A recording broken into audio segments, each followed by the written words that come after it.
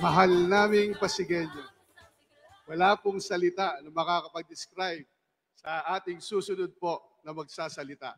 Walang iba po ang ating mahusay na mayor at tapat na mayor, Honorable Victor Ma Regis Soto. Maraming salamat po. Magsiupo lang po kayo.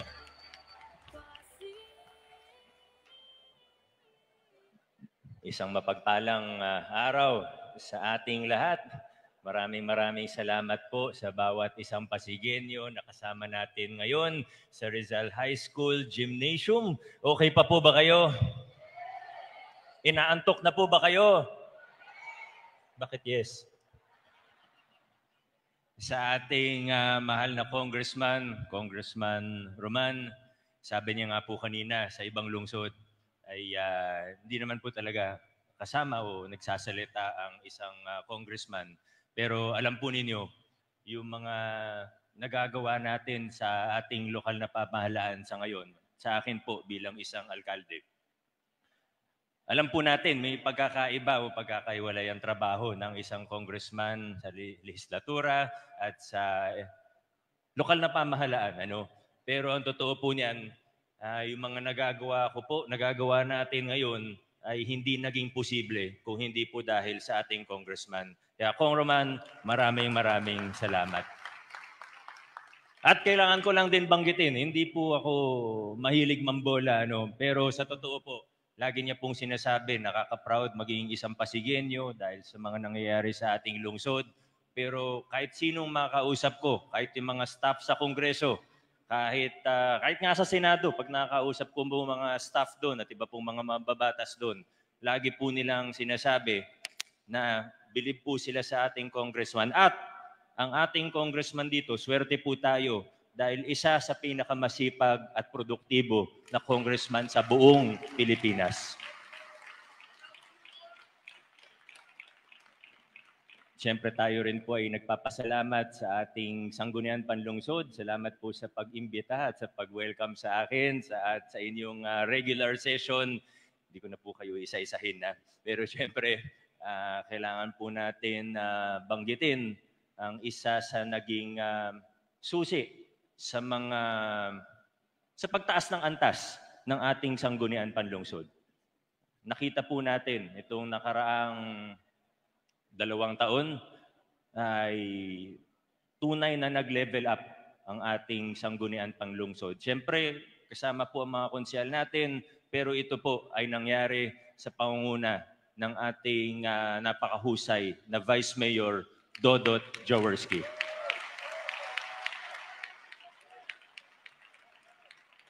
At dahil po dyan, nais ko po kayong pasalamatan sa pagpunta sa birthday celebration ng ating Vice Mayor. Happy birthday, Vice!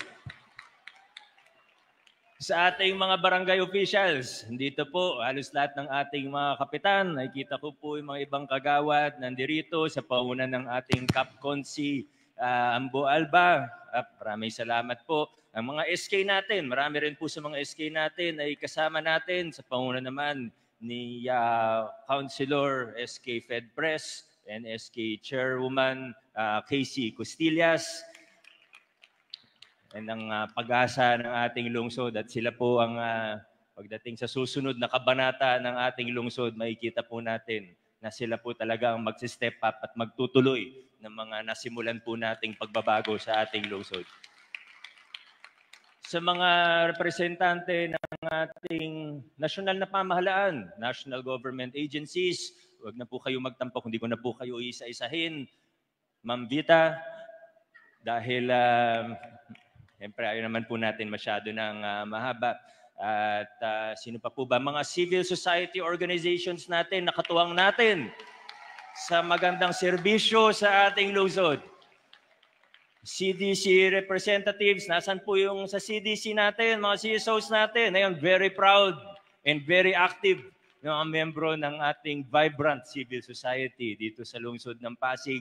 Hindi ko na isa-isayin ang lahat ng mga local special bodies, ang mga representatives po mula sa religious sector, mula sa academe, sa iba't ibang partner NGOs po natin, sa mga kapamilya, kamag-anak po ng mga opisyalis natin, at marami pa pong iba. Muli po, hindi ko na isa-isahin dahil alam niyo po, tuwing magkakaroon po tayo ng State of the City address taon-taon, mga 2 to 3 days before, namumroblema po ako. Iniisip ko, paano ko kaya paiiksiin ang aking talumpati? Kasi sa dami po ng ginagawa natin sa araw-araw, at dahil once a year lang naman po ito. Sa totoo, yung hinahanda po ng aking staff, ito po, 35 pages po ito. Malaki naman po yung font. Kaya hindi naman po ito tatagal ng 1 oras. Ano? Sabi ko nga, kung Vice, bigyan ko ng challenge yung sarili ko. Kasi alam ko naman, di naman kayo aalis kahit 4 na oras po ako magsalita dito. Pero ibigyan ko na lang po sarili ko ng 45 minutes. At pag hindi po ako umabot ng ibig sabihin, pag less than 45 minutes po ang aking State of the City address, ililibre po ako ni Vice Mayor ng dinner mamaya. Okay lang po, Vice. Binabati ko rin po ang huli na pong pagbati. Binabati ko po ang may control ng PowerPoint presentation ko. Good luck sa'yo. Sana masundan niyo po ang aking mga sasabihin dahil may mga ibang part po. May mga ibang part po dito sa State of the City address natin na exciting. Ngayon ng mga ibang nabanggit na rin ni Vice. Talagang exciting. May mga ibang parte po ng aking talumpati na maaaring hindi ganun ka-exciting. Importante din. Magkasing importante din. Pero baka hindi yung tipong, uy, grabe, meron tayong bagong database. Di ba? Hindi naman ganun sa lahat ng pagkakataon ay exciting o ang ating ginagawa. Pero lahat po ito ay importante. Tandaan po natin, kung matatandaan po natin nung nagsimula po tayo noong 2019, sabi natin, siseryosohin natin yung pagpapakilala ng totoo at makabuluhang pagbabago sa ating lungsod. Hindi po superficial ang gusto nating gawin. Hindi po pagpapapogi lamang, hindi mababaw lamang, kundi tunay, kundi makabuluhan na pagbabago, tunay na paglaban sa korupsyon, tunay na magpapakilala ng mga institusyon para sa mabuting pamahalaan, tunay na pagtataguyod ng transparent na pamamahala, tunay na pagpapakilala at pagtataguyod ng pananagutan at pakikilahok ng pananagutan ng ating pamahalaan at pakikilahok ng taong bayan sa ating pamahalaan. Kaya yung sinabi po natin, kung matatandaan pa po natin, alam ko ang bilis-bilis po ng panahon. Di ako makapaniwala na halos 6 years na pala, 5.5 years na rin pala po akong naging mayor ng ating lungsod. Pero kung magbabalik tanaw po tayo, at napaka-importante na hindi natin kinakalimutan kung saan tayo nanggaling. Napaka-importante na nagbabalik tanaw tayo once in a while. Kung matatandaan po natin, nung una po nating sinimulan po ang mga bagay na ito, ang sabi natin, first phase ng pagbabago. Ano yung first phase ng pagbabago? Institution building, introducing change. Bawas muna tayo sa infrastructure hanggang hindi pa tayo ganun kakampante. Ngayon naman, nagsimula tayo noong 2022 kasama na ni Vice at mga bagong konsyal natin, yung pangalawang phase, pangalawang yugto ng pagbabago sa ating lungsod. Sabi nga nila, ito na po yung exciting part. Nagsisimula na po. Hindi pa rin madali. Hindi pa rin smooth sailing. It will never be easy. It will never be smooth sailing. The quest for good governance will always be difficult. Pero napakarami na po nating napagtatagumpayan dito sa ating mahal na lungsod. Simulan po natin ang ating pag-ulat sa kalusugang pangkalahatan tungo sa universal healthcare sa ating lungsod. Para po sa kaalaman ng lahat, kabisado naman po ito, lalo ng mga dito po, mga City Health Department natin, ang ating mga staff ng ospital, ng center, Pasig City in May 2024. This year lamang po, tayo po ay kinilala na rin ng Department of Health bilang isa sa LGU na implementation site for universal healthcare.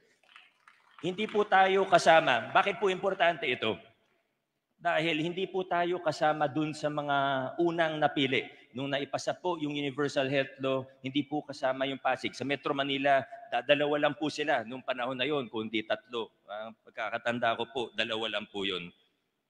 Pero kahit na nung May 2024 pa lang po tayo nasama formally bilang isang integration site para sa universal healthcare. Kung matitingnan po ninyo ang grado natin, kung matitingnan niyo po ang iba't ibang criteria tungo sa universal healthcare, makikita niyo po na isa po tayo sa nangunguna sa buong Pilipinas.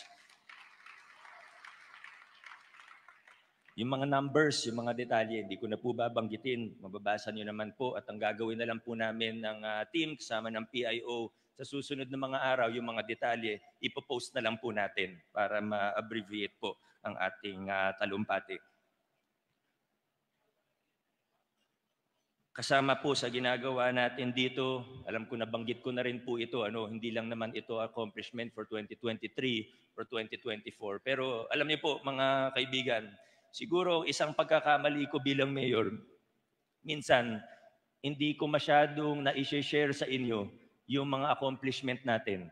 Hindi tayo masyadong sanay sa pagkuha ng credit. Diba? May pros and cons naman yun, pero minsan hindi nalalaman ng tao, ano ba yung nagawa na natin? Alam niyo sa ating mga ospital, very challenging. Ang ospital po, kahit saang LGU kayo magtanong, probinsya, munisipyo, syudad, ospital po, sa lahat ng departamento, ospital ang pinakamahirap i-manage. Kahit sinong gobernador, mayor, tanungin po ninyo. Pero dito po sa Pasig, inaayos po natin, napakahusay ng mga staff natin sa ating ospital.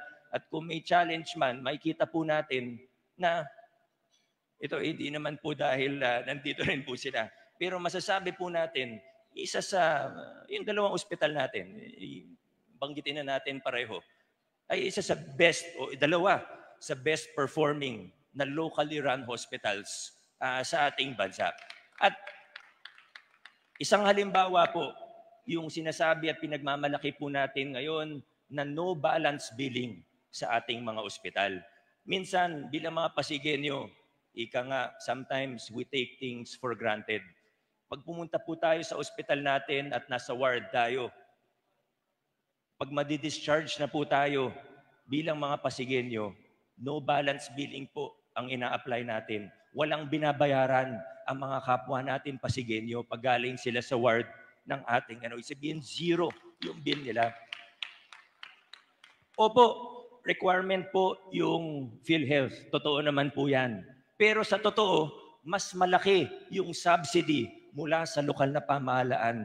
Kaya po natin na ipapatupad ang no balance billing po natin. At syempre yung sistema ng ating ospital.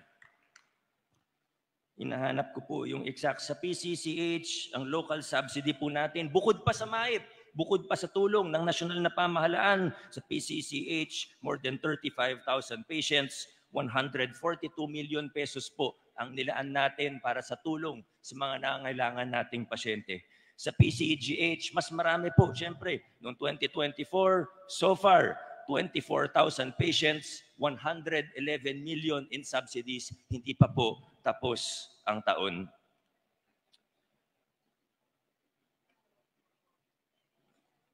Yung pangalawang ospital naman po natin, alam po natin yung Child's Hope, nabanggit din po ni Vice Mayor kanina, masaya po tayong iulat na nagsisimula na po ang construction na hindi ma-hinder ang operations, tuloy-tuloy po ang operations, nagsimula na po ang construction para po ito ay ma-convert bilang pangalawang general hospital ng ating lungsod, alinsunod sa mga nakita nating pangangailangan. Ito po ay pinag-aralan po natin kasama ng committee natin, kasama si Councilor Eric, at nakita po natin yung mga pagkukulang natin, marami po at ma-enhance natin yung mga serbisyo, matadagdagan natin ang serbisyo na napaprovide sa ating mga ospital at may mas malapit dito sa District 1. At ito po, isa sa susi, yung pag-convert natin na walang maapektuhan. Yung mga current services, tuloy pa rin pero makakapagdagdag po tayo ng serbisyo sa pamamagitan ng Pasig Hope General Hospital.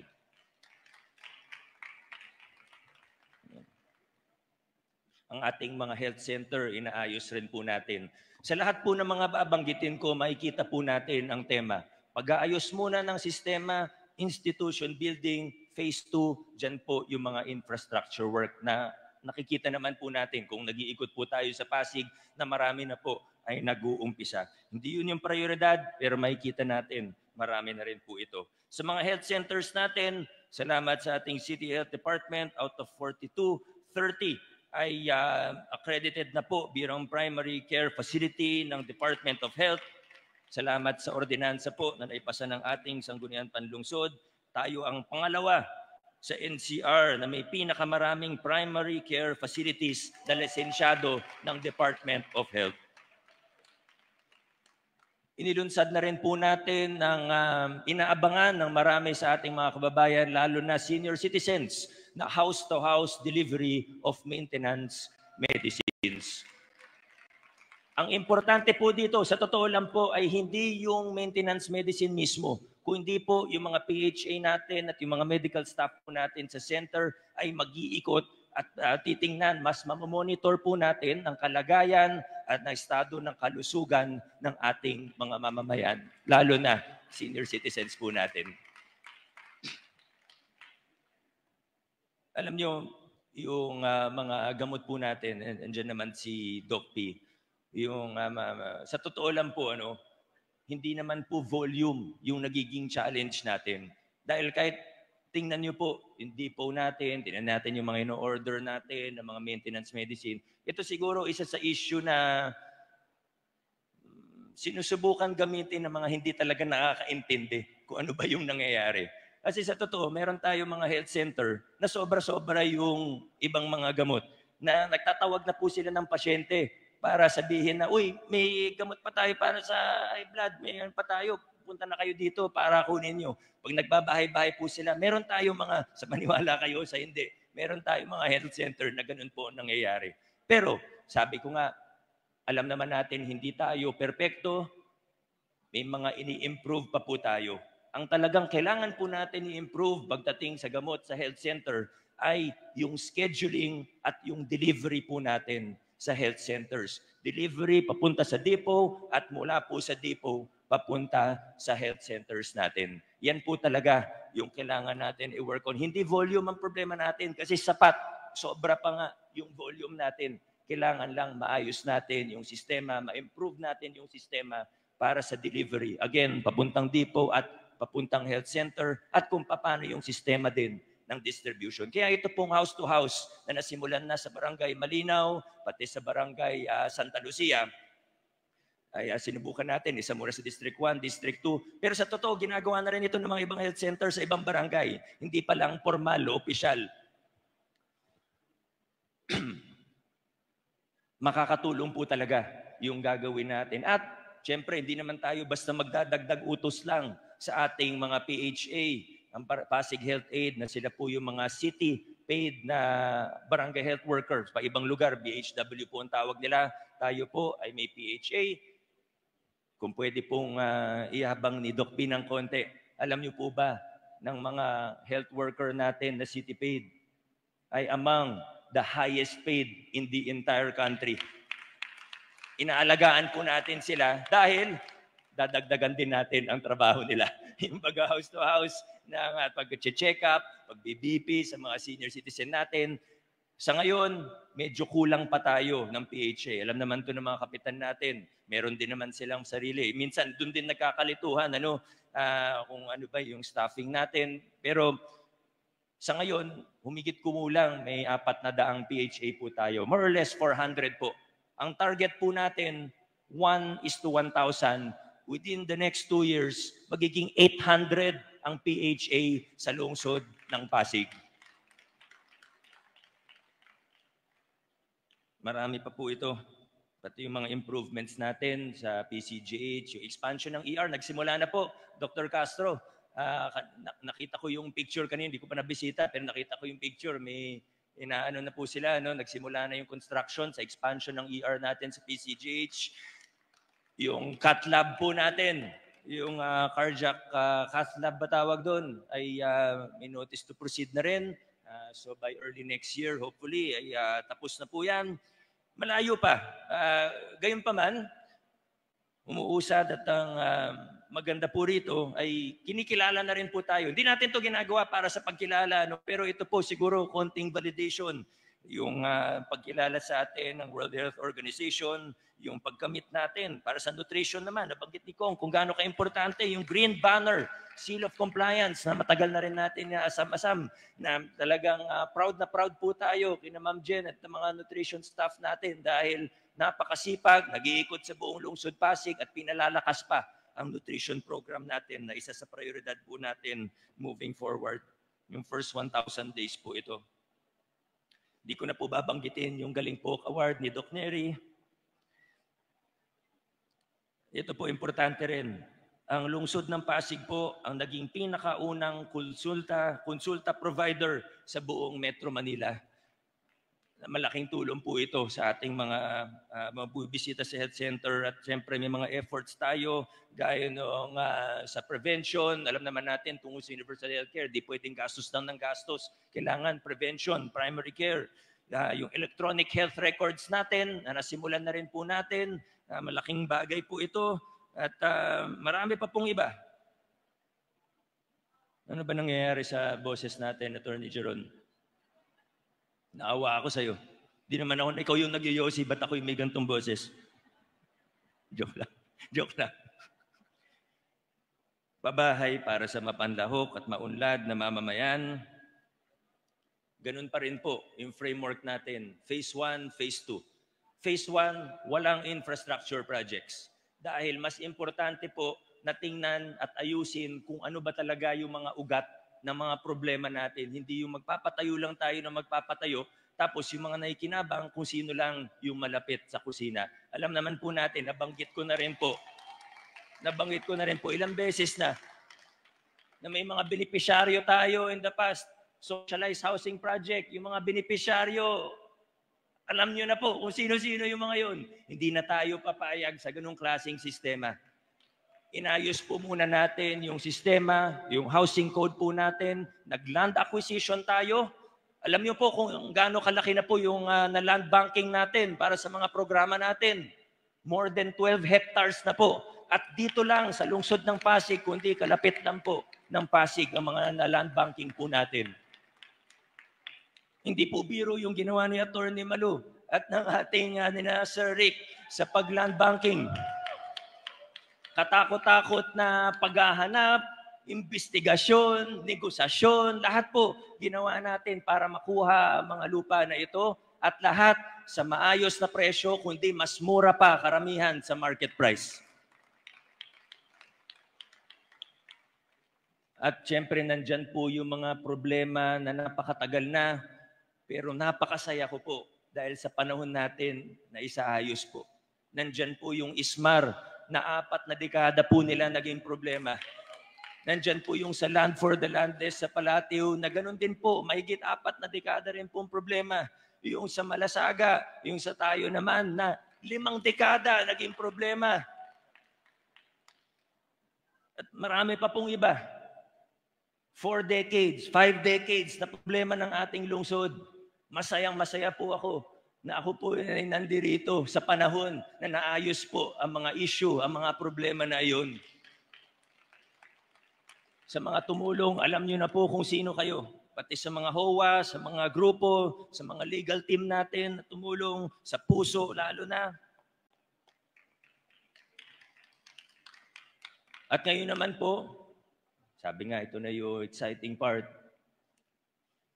yung mga, kung may mga naayos na tayong problema, ito naman po, sa second phase po natin, prioritization pa rin po ang gagawin natin. Hindi po bara-barang pagpapatayo ang gagawin natin. Mauuna na po yung para sa mga relocatees sa Tawiran, sa Barangay Santolan, dahil may mga matatamaan po ng revetment wall na malaking tulong din po ito sa flood control po natin sa Barangay Santolan. ito po ay by this month, Sir Rick, dapat by this month, nagsisimula na po ang construction dahil may notice to proceed na po ito. Susunod po dyan yung originally People's Plan, pero alam naman natin kung gaano kahirap yung People's Plan at nagpapasalamat po ako sa HOA, sa mga taga West Bank ng ating floodway dahil pumayag po sila na wag na siya i-People's Plan kundi saluhin na ng pamahalaan. Una po na i-usufruct na natin yung lupa in their favor, pero dahil talagang mahirap ang People's Plan, sasaluhin na po natin at ongoing po yung negotiations at hopefully by the end of the year, nagtatayo na rin po tayo sa daang bangka for the benefit of those from the Rosario West Bank. Ang maganda po dito sa ginagawa natin, kahit sabihin natin hindi ganun kabilis yung pagpapatayo. Muli po, tiningnan natin kung ano ang ugat. Hindi tayo magre-relocate lang na itatapon yung tao sa malayo, tapos pagkatapos ng 2 taon ay babalik lang po sila dito. Inaayos po natin, sustainable, long-term, pangmatagalan na solusyon ang ginagawa po natin dito. Ang dalawa pang susunod, na yung pinakamahirap na part sa totoo ay hindi yung pagpapatayo, hindi yung clearing, kundi yung pag-acquire mismo ng lupa. Dahil itong dalawang to, dekada rin naging problema. Sa tulong ni na Karik, mga kasama natin sa puso, na-acquire na po ng lokal na pamahalaan ang dalawa sa lugar kung saan masasabi natin marami tayong mga kababayan na nahihirapan sa buhay. Ito po, again, nabili na po halos lahat, halos buo na pong property ay nabili na ng lokal na pamahalaan. Una po sa Vicper sa Barangay Malinaw, kung saan may na-acquire na rin tayong staging area na nadun lang sa tabi mismo ng Vicper yung staging area natin. At pangalawa po, yung Tambakan 2 sa Barangay San Miguel. Diyan ba si Kapmani? Alam ni Kapmani kung gaano katagal naging problema yung lupa sa Tambakan 2. Again, masaya po tayo sa time natin. Naayos po natin ang mga ito dahil hindi lang basta kung anong superficial project, kundi tinitingnan natin ano ang kailangan gawin. Sa totoo, marami pa akong pwedeng banggitin pagdating sa mga trabaho ng puso, pati sa Land Management Office natin. Pero huli na lang po, hindi man directly related sa puso, pero ganoon na rin, yung CFEI ordinance na nabanggit po ni Vice Mayor Dodot kanina. Ito po, gusto ko lang ilinaw, ito po ay hindi, kasi may mga iba, siyempre ibang landowners, medyo pumapalag po rito. Pero ang punto lang naman natin dito, habang inaayos natin, di naman sila napapaalis. Yung iba dyan, 2 dekada na dyan, o matagal na po talaga. Bigyan natin sila, habang nandun po sila, bigyan natin sila. Wala naman pinag-uusapan sa ownership dito eh. Bigyan natin sila ng maayos na koneksyon sa Meralco para hindi delikado. Yun lang naman po yung punto natin dito. Ayaw natin ng delikadong koneksyon. Thank you. Konsi Buboy, City Council. Ikatlong kategorya po natin, dekalidad na edukasyon ng mamamayan tungo sa maunlad na bayan. Siyempre, nandyan po ang usual support po natin, investment in learners, teachers, facilities for basic education. Malaki rin po ang tutulong ni Kong Roman pagdating sa mga bang school buildings po natin under DPWH for more accessible quality education. Nandyan po yung connectivity allowance po natin sa kasalukuyan, 17 out of 44 schools. Basta kumpleto po yung payroll, bibigay na po natin, 17 of 1.15 po natin. Baka nanonood po yung mga ibang mag-aaral sa mga paaralan na kulitin po natin ang ating principal sa lahat po para mabuo po yung master list. Pag nasabit po sa amin yung payroll, dire-diretso naman po, ilang araw lang yan, sa schedule natin, yung pagador natin. At hindi lang po para sa mga estudyante. Alam po ito ng mga sa 17 schools na kung saan na-release na po yung connectivity allowance, so 1.5 po natin. Ang kasama po rito ay hindi lang po mag-aaral, kundi pati ang mga teachers po natin. Bukod pa to sa Teachers Day incentive na nabigay na natin dun sa mga may ATM po, yung 1,000 na pinasa nung last SOCA, incidentally. napasa po nung last SOCA yung 1,000 pesos sa Teachers Day incentive. Alam niyo, minsan minsan may mga big events po tayo, no? Pero alam niyo sa totoo, ito natin lang. Minsan po, mas pinipili natin ngayon na hindi magkaroon ng malalaking event. Alam niyo po kung bakit? Ito siguro baka personal preference ko lang o dahil talaga may pinaglalaban tayo, advokasya natin. Gusto po natin na hindi ko alam kung paano sabihin ng maayos eh. Gusto natin lumiit ang mayor. Gusto natin na hindi tayo laging nakatingin sa mga taong nasa pwesto. Gusto natin pag meron tayong mga programa, meron tayong mga proyekto, may 1,000 galing sa LGU, tulong para, sige mag-event yung school. Pero hindi na kailangan maging tungkol sa mayor yung event natin. Pera naman natin to lahat eh. Atin po ito. Pag may accomplishment ako, accomplishment nyo rin yun. Sinimulan natin dun sa anti-EPAL natin, 2019, sinimulan po natin yung internal policy sa tulong ng City Council na ipasa, na institutionalize po siya bilang isang ordinansa. Di po ba ngayon, pag pumunta kayo sa mga school, ang ganda-ganda, hindi mga mukha ng politiko yung nakabalandra.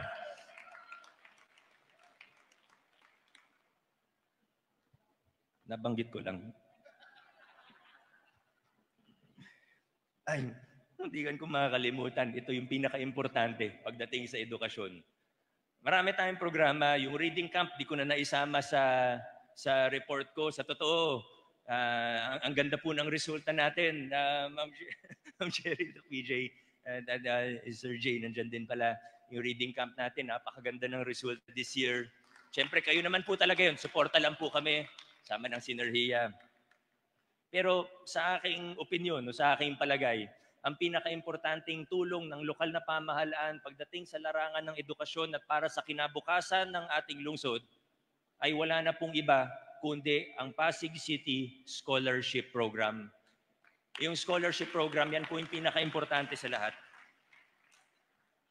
Sa kasalukuyan po, ay hindi lang po basta yung regular scholarship natin ang pinatutupad natin, kundi meron na rin po tayo yung naisip po ni Vice Mayor Dodot nung bago po siya sa pwesto, ang ating Pag-asa Scholarship na may 1,568 scholars na sa PCC at Arellano Pasig. Yung scholarship po na ito, kakaiba. Dahil hindi lang po ito basta konting allowance, hindi lang po ito basta subsidy, kundi buong tuition binibigay po natin, binibigay ng ating lokal na pamahalaan sa mga deserving students na ito. Na maaaring hindi ganun kataas yung grado, maaaring hindi sila honor student, pero nangangailangan, gustong mag-aral, binibigyan ng pamahalaan ng pagkakataon. At pag sinama po natin itong bilang na more than 1,500 Pag-asa scholars po natin, ang total number of scholars natin noong 2019, more or less, higit kumulang 12,000. Ngayon po, ngayong 2024, papalo na po sa 28,000 scholars. Tayo dito sa lungsod ng Pasig. At hindi pa po tayo tapos. Next year, dadagdagan pa po natin ang bilang na yun.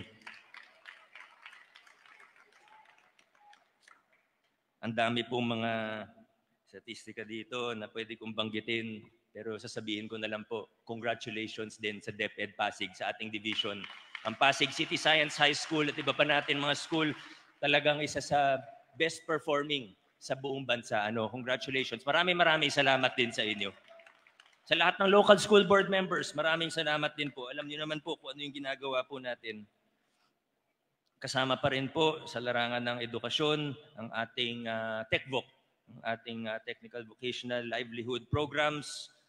Ito po yung bilang ng mga nakapagtapos mula sa PCIST, sa ating livelihood, sa BCLP, at syempre meron din po yan na Smarter Fund. At sa susunod siguro na taon, sa tulong ng ating sanggunian, ay isi-streamline po natin at i-merge po natin yung tatlong programa na ito. Makikipag-link tayo sa mga employer para mapalakas pa po ang TechVoc programs dito sa lungsod ng Pasig. Yung sports program natin, masasabi ko rin po, Hindi naman po sa pagmamayabang, pero isa sa best din po. We have 150 grassroots coaches, 24 sports disciplines. Ang haba po ng listahan na ito. Pero isa na po, noong 2023, overall best performing LGU sa Philippine National Games sa mga atletang Pasigueño, ang mga kabataang Pasigueño. Sa PLP, si Doc Reggie mahihain, kaya hindi ko na po siya babanggitin. Yung pag-create ng job placement office, yung mga inaayos po sa PLP, banggitin ko na rin po yung lalo na yung sa nursing natin kasi yan talaga challenge sa ER. Hindi lang naman expansion ng ER yung pinagtutuunan natin ng pansin, kundi yung supply ng nurses. Yun actually yung biggest challenge sa mga ospital natin. Nagkukulang talaga sa mga medical professionals, lalo na sa nursing. Sensya, binalikan ko lang po yung sa health. Sa ating PLP, pag nursing student po doon, hindi lang po tuition ang libre, kundi pati yung RLE na halos kasing mahal din ang tuition. At yan yung dahilan kung bakit nagda-drop out ang maraming nursing students. Sa PLP, libre po yan. Sa PLP, may connectivity allowance pa.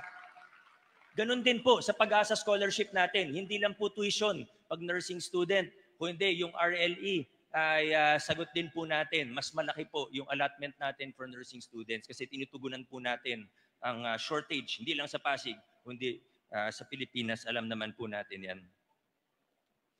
Tungo na po ako sa ika-4 na kategory, maagap na serbisyo.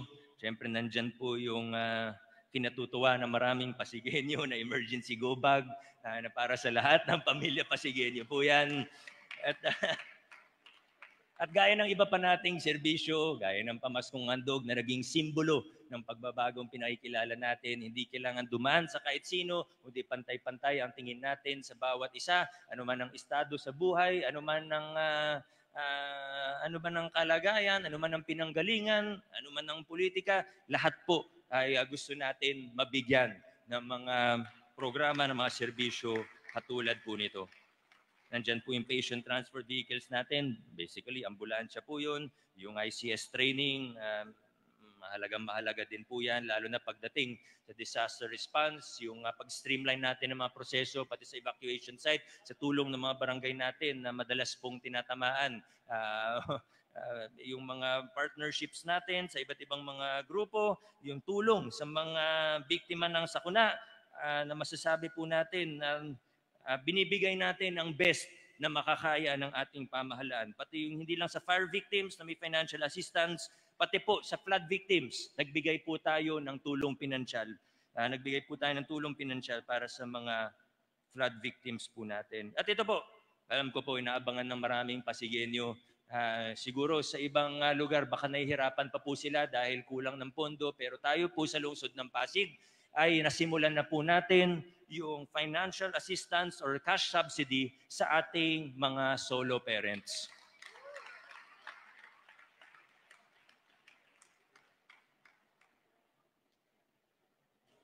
Nandito po ba yung mga senior citizen po natin? Si Councilor Edith, nakita ko kanina pa talagang ganadong-ganado. Meron po tayong local senior pension na nasimulan po natin noong taong 2022. At gaya po ng kahit anong programa, first year, pilot testing po yan. Second year, pag-aayos ng mga issue na nakita natin. Pangatlong taon, ito na po ang panahon para sa expansion ng ating local senior pension. Talagang araw-araw na ako kinukulit ni Councilor Pau Santiago para rito na gusto na po namin isama hindi lang yung wala pang pensyon, kundi isasama na po natin yung may mga maliliit na SSS pension.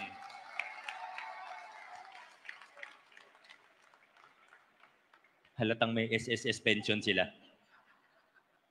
Yung sa centenarians, nabanggit na naman po kanina, yung cash gift natin sa PWDs, hindi tayo tumitigil sa cash gift, kundi kasama sila, pati sa budgeting process natin, at nabibigay tayo ng tulong basta may mapakita po sila sa atin na magandang programa. Ganun din po sa ating mga seniors association. Hindi ko na po babanggitin yung mga ibang assistance po natin sa mga medical assistance, at iba pang mga tulong pinansyal, burial assistance, mga programa ng peso, na kagaya po kaninang umaga lang, may launching po tayo ng GIP, ng SPES, meron din tayong kaagapay, si Pag-asa, tulong sa mga MSMEs, micro, small and medium enterprises po natin, yung tapat, nilalapit po natin, yung tapat loan po natin sa ating mga konsyal, Councilor Simon, ilalapit po natin sa sanggunian natin para taasan yung cap o taasan yung pwedeng may utang ng mga MSMEs na may magandang business plan. At sasamahan natin, hindi lang po ito pautang, kundi may kasama po ito na training,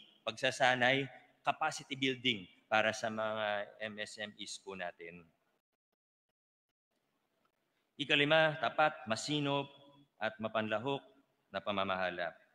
Nasimulan po natin ang participatory barangay development planning. Maraming salamat sa Barangay Manggahan, Barangay Santo Tomas, Barangay San Miguel, Barangay Santolan at Barangay Capitolio na pumayag po kayo na maging pilot site ng ating participatory barangay development planning.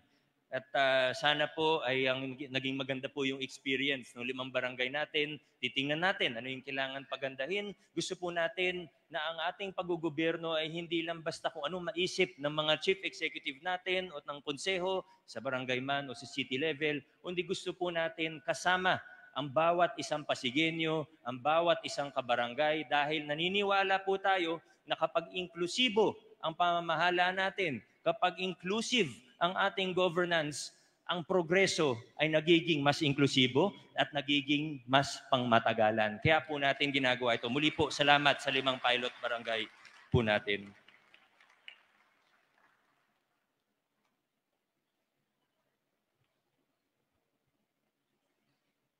Mga SK natin, okay lang naman kayo, di ba? Si Press Casey na ang magkukwento nito sa inyo. 3 pages din to. Punta na ako sa next. Revenue generation efficiency. At ito rin naman po, may nalaktawan lang po ako. Ito rin naman po yung dahilan kung bakit tayo nakakapagbigay ng tulong sa ating mga barangay. Pinapatayan niyo na ako ng ilaw. May fire extinguisher ba dyan? Baka parang last year na naman to. Ayun, may fire extinguisher sila, nakita ko. Financial aid to the barangays. 2025, pwede na po natin gawin 4 million and 6 million. Ang barangay aid po natin, ang financial aid po natin sa small and big barangays respectively. Ang inihiling lang naman natin ay mapunta sa maayos ang pondo natin. Gaya ng ginagawa ng karamihan po sa inyo, liquidate natin na maayos, sumunod lang tayo sa mga proseso natin at gamitin po natin, di para sa kung ano lang, kundi development projects po sana. At nakita ko naman po, marami sa mga barangay natin, they're able to put these funds into good news. Into good use. Painom nga muna ng tubig na kung ano-ano na nasasabi ko dito.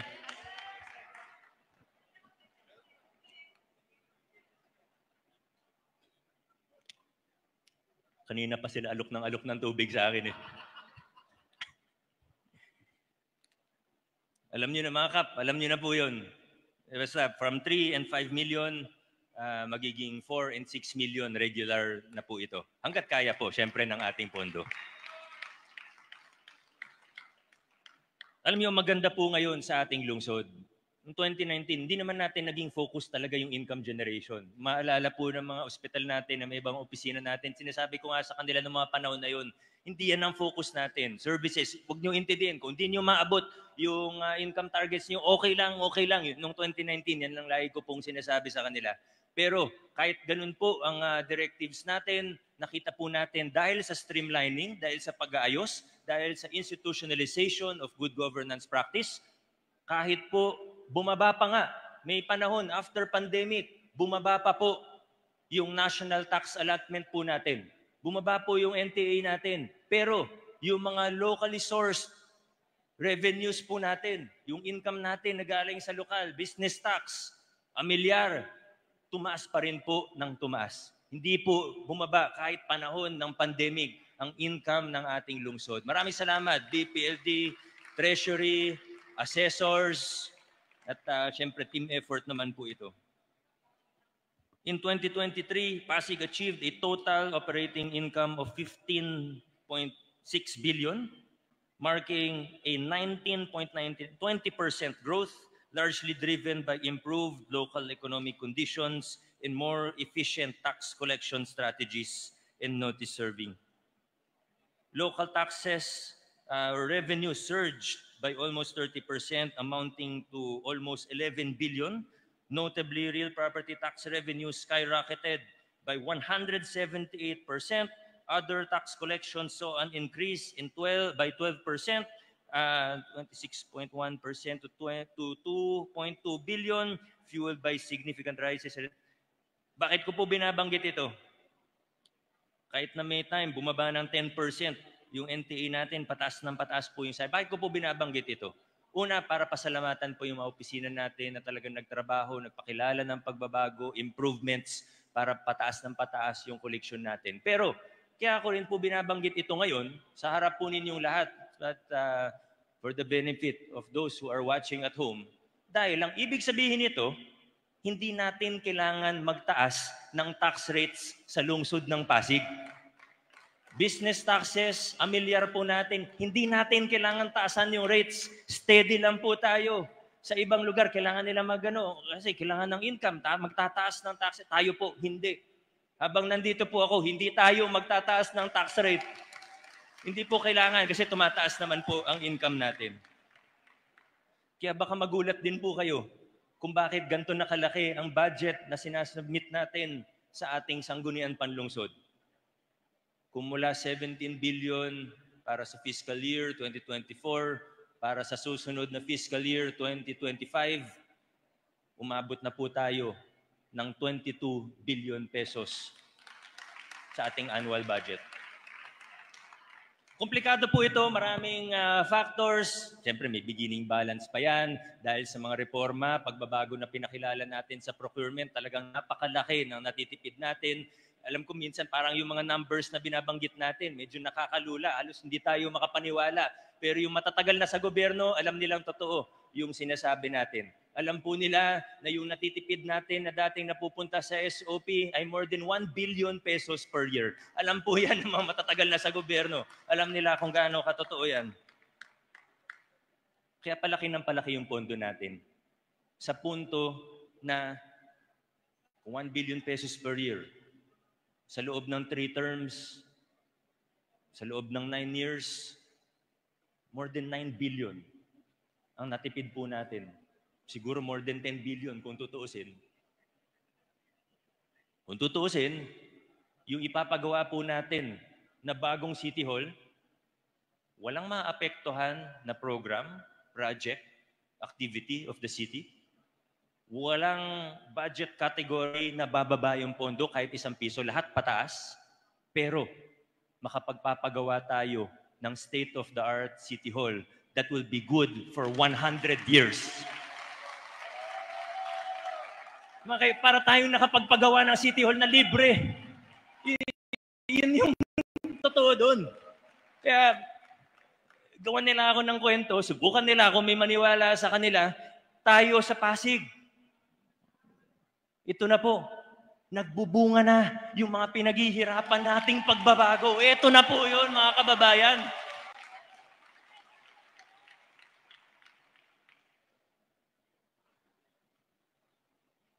Napag-usapan na rin ng pagbabago, isa sa pinakamalaking pagbabago na pinakilala natin ay sa larangan ng human resources sa mga empleyado ng ating pamahalaan.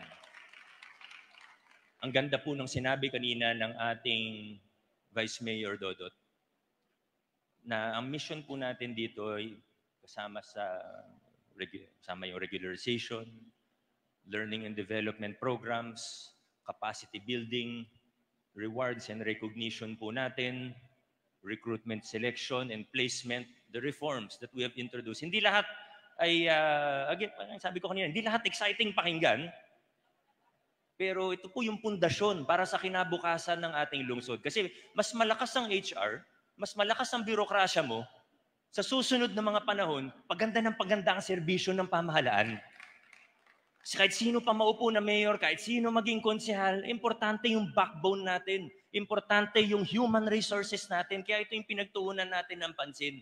Marami akong pwede banggitin, yung 4 pillars. Kaya tayo naka-Prime HRM Level 2 na tayo ang biggest government agency sa Pilipinas na nakarating sa Level 2 ng Prime HRM ng Civil Service Commission. Marami pong accomplishments dyan, pero isa lang po ang babanggitin ko. Pero bago ko sabihin, ba't ka natatawa kung si Pao? Nabitin ka ba? Sige, next Monday ko na lang sasabihin.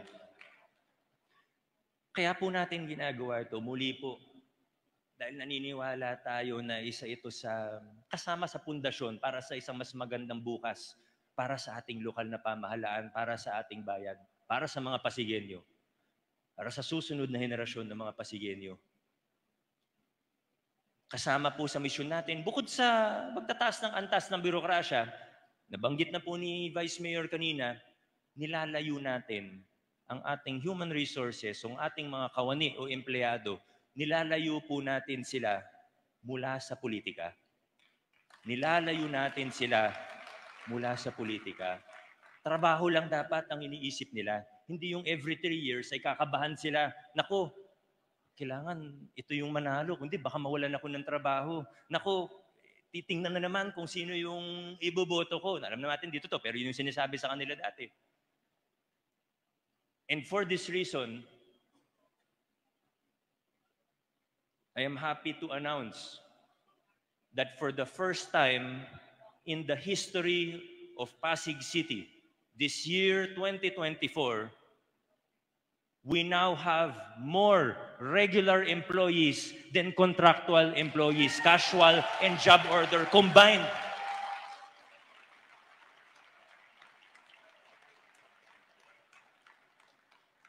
Marami pa po tayong ibang efforts, ease of doing business, na kinalala naman tayo ng Philippine Chamber of Commerce and Industry.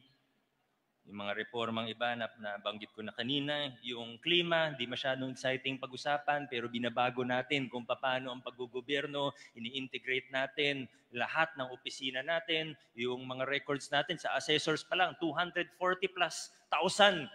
manual records or paper records ay in-encode natin towards digitization. Itong mga bagay nito yung mga pakikinabangan ng mga susunod na leader ng ating lungsod. Marami pa pong iba. Huwag na po magtampo yung mga opisina na hindi ko mababanggit. Pero sa totoo, ito po talaga ang direksyon natin sa lungsod ng Pasig. Muli po, ang mga ginagawa po natin dito, hindi lang basta gumawa lang para makagawa ng proyekto. Hindi lang po para masabi lang na ganito yung project. Maganda man para sa politika o hindi, ang pinipili natin parate, our guide to our decision making, is what will benefit the city of Pasig in the long run and for the next generation of Pasigueños. Tinaya natin ang buhay natin mismo para magsimula ng mga pagbabago at reforma dito sa lungsod ng Pasig. Mga kapwa ko Pasigueño, ito na po. Now is the most exciting time to be a Pasigueño. Nagbubunga na ang mga pagbabago na pinakilala natin. Maraming salamat sa buong lungsod. Maraming salamat sa lahat sa inyo. Mabuhay ang lungsod Pasig. Mabuhay ang kapwa nating Pasigueño. Maraming salamat po.